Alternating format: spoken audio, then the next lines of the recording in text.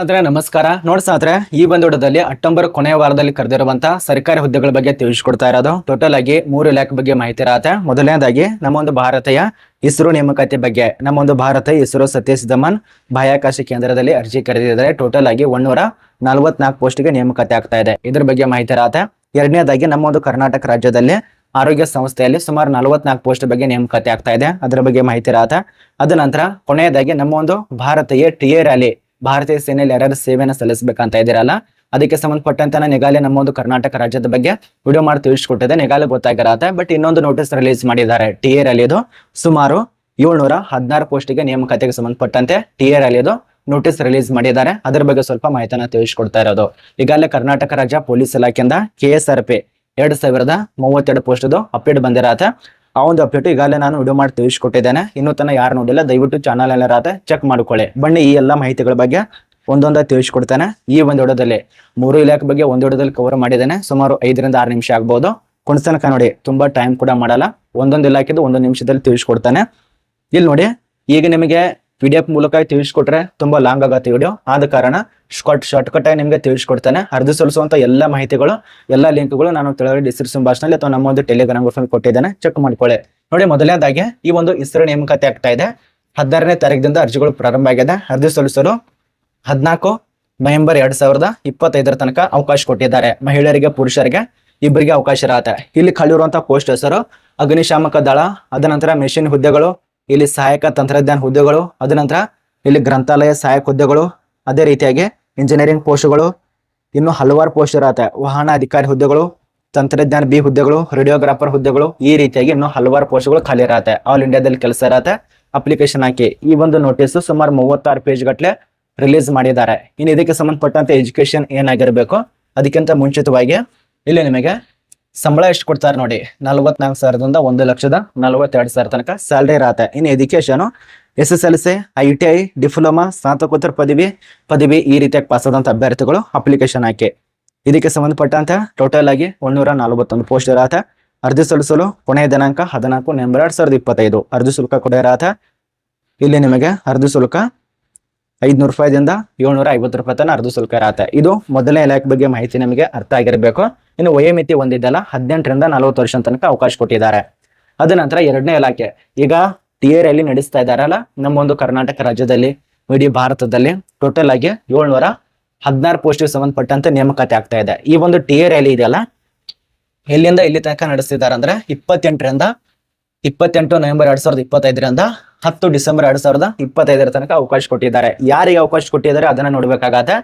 ಇಲ್ಲಿ ಜಿಲ್ಲೆಗಳ ವಿವರ ಕೊಟ್ಟಿದ್ದಾರೆ. ಲೊಕೇಶನ್ ನೋಡಿ ಯಾರ್ಯಾರಿಗಿರತ್ತೆ. ಇಲ್ಲಿ ನಮ್ಮ ಕರ್ನಾಟಕ ಎಲ್ಲಿಯಾದ್ರೂ ಕಾಣಿಸ್ತಾ ಇದೆ ನೋಡಿ. ನಮ್ಮ ಒಂದು ಕರ್ನಾಟಕದವರಿಗೆ ಈ ಒಂದು ನೋಟಿಸ್ ರಿಲೀಸ್ ಮಾಡಿಲ್ಲ.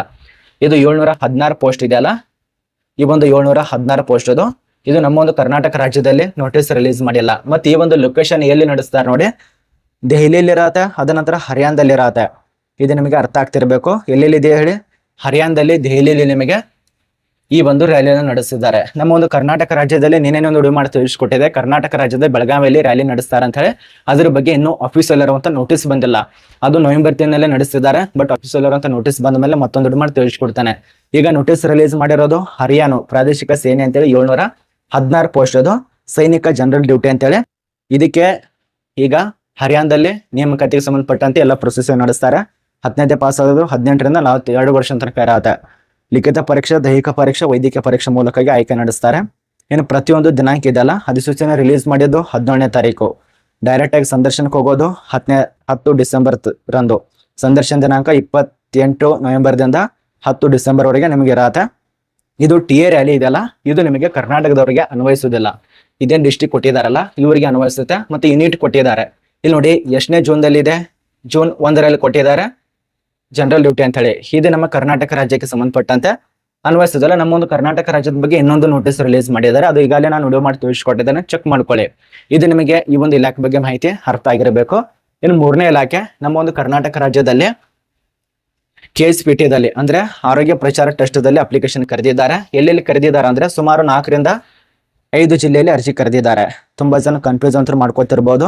ನಮ್ಮ ಒಂದು ಕರ್ನಾಟಕದ ಚಿಕ್ಕಮಗಳೂರಿನಲ್ಲಿ, ರಾಯಚೂರು, ಚಾಮರಾಜನಗರ, ಮೈಸೂರಿನಲ್ಲಿ ಅರ್ಜಿ ಕರೆದಿದ್ದಾರೆ. ಕರ್ನಾಟಕ ಆರೋಗ್ಯ ಪ್ರಚಾರ ಟೆಸ್ಟ್ ದಲ್ಲಿ ಇಲ್ಲಿ ನೀವು ಅಪ್ಲಿಕೇಶನ್ ಹಾಕಿ ಟೋಟಲ್ ಆಗಿ 44 ಇಲ್ಲಿ ಕಲಿರುವಂತಹ ಪೋಸ್ಟ್ ಜೂನಿಯರ್ ನರ್ಸ್ ಹುದ್ದೆಗಳು, ತಾಲೂಕು ಸಂಯೋಜಕರು, ಸಮುದಾಯದ ಸುಗಮಕಾರಿ ಅಧಿಕಾರಿ, ವ್ಯವಸ್ಥಾಪಕ ಹುದ್ದೆಗಳು, ಕ್ಷೇತ್ರ ಸಂಯೋಜಕರ ಹುದ್ದೆಗಳು, ಯೋಜನಾ ಪ್ರಮುಖರು, ಜಿಲ್ಲಾ ಸಂಪರ್ಕ ಅಧಿಕಾರಿ ಹುದ್ದೆಗಳು, ಉಪನಿರ್ದೇಶಕರು, ಅಧಿಕಾರಿ ಹುದ್ದೆಗಳು.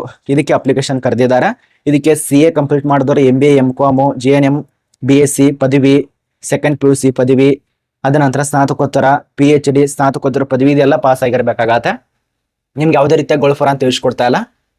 ಇಲ್ಲಿ ನೋಡಿ, ಅಧಿಸೂಚನೆ ರಿಲೀಸ್ ಮಾಡಿದಂತ ದಿನಾಂಕ 10 ಅಕ್ಟೋಬರ್ 2025 ಮತ್ತು ಅರ್ಜಿ ಸಲ್ಲಿಸುವಂತ ಕೊನೆಯ ಪ್ರೊಸೆಸಿಂಗ್ ಕೊನೆಯ ದಿನಾಂಕ ನೋಡಿ ಎಲ್ಲಿ ತಿಳಿಸ್ಕೊಟ್ಟಿದ್ದಾರೆ, ಇದರಲ್ಲಿ ಇದೆ. ಇಲ್ಲಿ ನೋಡಿ 20 ಅಕ್ಟೋಬರ್ 2025 ಆ ಒಂದು ಜಿಲ್ಲೆಯ ಆಧಾರ ಮೇಲೆ ಇರೋದ್ರಿಂದ ಇದಕ್ಕೆ ಅರ್ಜಿ ಸಲ್ಲಿಸಲು 30/10/2025 ಇದು ಕೊನೆಯ ದಿನಾಂಕ ಆಗಿರತ್ತೆ. ಅಪ್ಲಿಕೇಶನ್ ಹಾಕಿ ಇಲ್ಲೇನು ವೆಬ್ಸೈಟ್ ಕೊಟ್ಟಿದ್ದಾರಲ್ಲ, ಇದೊಂದು ವೆಬ್ಸೈಟ್ದಲ್ಲಿ ಎಲ್ಲ ಮಾಹಿತಿ ಸಿಗತ್ತೆ. ಎಲ್ಲ ಇದು ಒಂದೇ PDF ಇರೋದ್ರಿಂದ ಇನ್ನು ಸುಮಾರು 6 ರಿಂದ 7 PDF ಇದಾವೆ, ಪ್ರತಿಯೊಂದು ಜಿಲ್ಲೆದು, ಪ್ರತಿಯೊಂದು ಹುದ್ದೆದು. ಅದನ್ನ ಡೌನ್ಲೋಡ್ ಮಾಡ್ಕೊಳ್ಳಿ. ಈ ಒಂದು ವೆಬ್ಸೈಟ್ ಇದೆಲ್ಲ ಈ ಒಂದು ವೆಬ್ಸೈಟ್ದಲ್ಲಿ ಸಿಗತ್ತೆ. ಅಥವಾ ಡಿಸ್ಕ್ರಿಪ್ಷನ್ ಬಾಕ್ಸ್ನಲ್ಲಿ ಲಿಂಕ್ ಇದೆ, ಕ್ಲಿಕ್ ಮಾಡ್ಕೊಂಡು ಚೆಕ್ ಮಾಡ್ಕೊಳ್ಳಿ. ಇಲ್ಲಿ ಯಾವುದೇ ರೀತಿಯಾಗಿ ಪರೀಕ್ಷೆ ಇರೋದಿಲ್ಲ. ಸಂದರ್ಶನ, ಕಿರುಪಟ್ಟೆ, ಅನುಭವ ಇಷ್ಟಾದ್ರೆ ಮುಗಿಯಿತು. ಅನುಭವ ಅಂದ್ರೆ 2 ವರ್ಷ, 3 ವರ್ಷ, 4 ವರ್ಷ ಬೇಕಾಗತ್ತೆ. ಇದಕ್ಕೆ ಅರ್ಜಿ ಸಲ್ಲಿಸುವಂತ ಪ್ರೊಸೆಸಿಂಗ್ ಎಲ್ಲ ಮಾಹಿತಿ ನಿಮ್ಗೆ ತಿಳಿದಿದೆ ಅಂತ ಅನ್ಕೋತೀವಿ.